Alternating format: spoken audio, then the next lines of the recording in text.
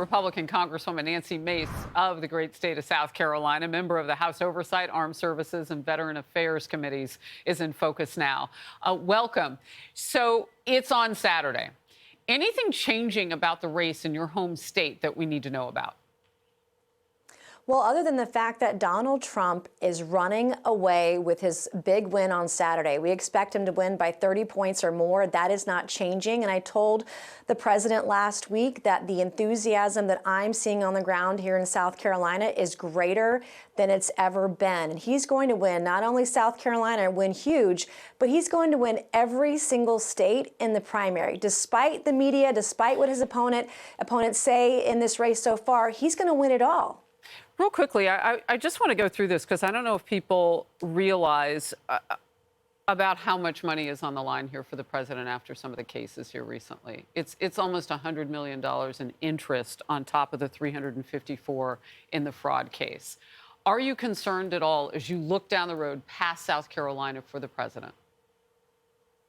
I'm not at all. What the American people are seeing and what I hear on the ground here in South Carolina is they see a two-tiered system of justice, a double standard, one for Donald Trump and one for everybody else. And that's why you're seeing the enthusiasm ratchet up in the wake of this election on Saturday. And, you know, he did a great job. He killed it on the stage last night at his town hall in Greenville, and he's going to crush it in South Carolina. And there's so much momentum. You're seeing in polling data, independent voters are now leaning toward Donald Trump. And you look at Joe Biden and his approval rating, that guy, I mean, he's going down, and Donald Trump can beat him in the general election. Well, that is absolutely, the polling is oppositional completely now. And part of, and let's stay in numbers if we can, not dollars, but people, part of it is the border. I mean, it is the Biden border crisis, so it's only going to hurt him.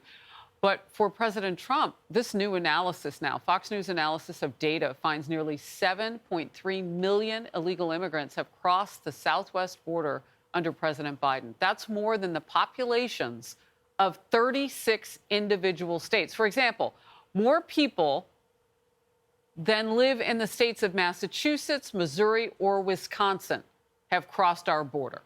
DHS numbers highlight just how overwhelming the Biden border crisis is. They show the federal government has simply released more than 2.3 million illegal immigrants at the border since Biden took office. So we don't know where they are, Congressman. We don't know what they're doing, Congresswoman, excuse me. All of this to a former president who didn't have this going on and has a plan now.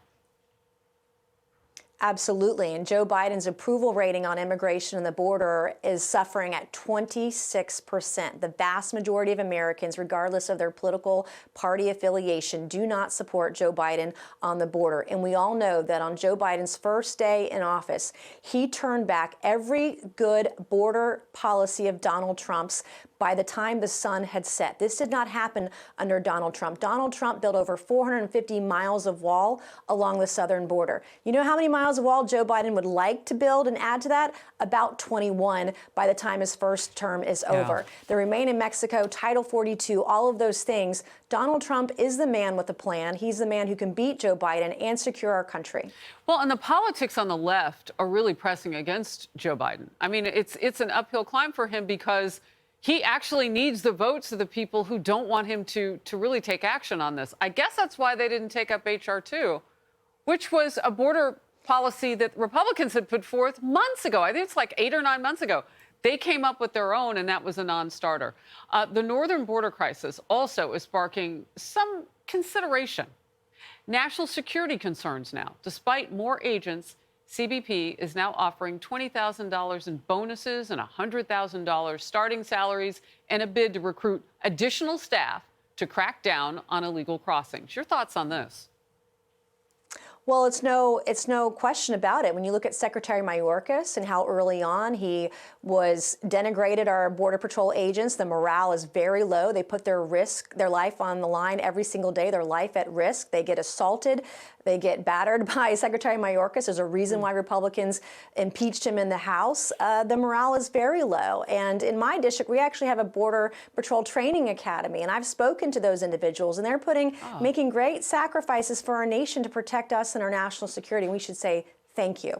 Well, look, I think we need to at least answer the red flag warnings that we have another border to consider. If you put that back up, you'll see Vermont, you'll see all those states where we're trying to see.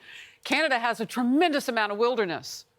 And we have some cameras on that, I understand, but not everything. So we can't ignore something while the other place is on fire. Basically, Congresswoman, we now have two situations that we need to hire for. Last quick word. Two massive situations, and Republicans have led on border security. We did pass H.R. 2 in May of last year. We did pass a Homeland Security Appropriations Bill, two bills which had border security in it. Senator Schumer and Democrats in the Senate refused to take those measures up. That's right. Congresswoman, thank you. And we'll be watching your great state. Thank you. This weekend. I'm Steve Doocy. I'm Brian Kilmeade. And I'm Ainsley Earhart. And click here to subscribe to the Fox News YouTube page to catch our hottest interviews and most compelling analysis.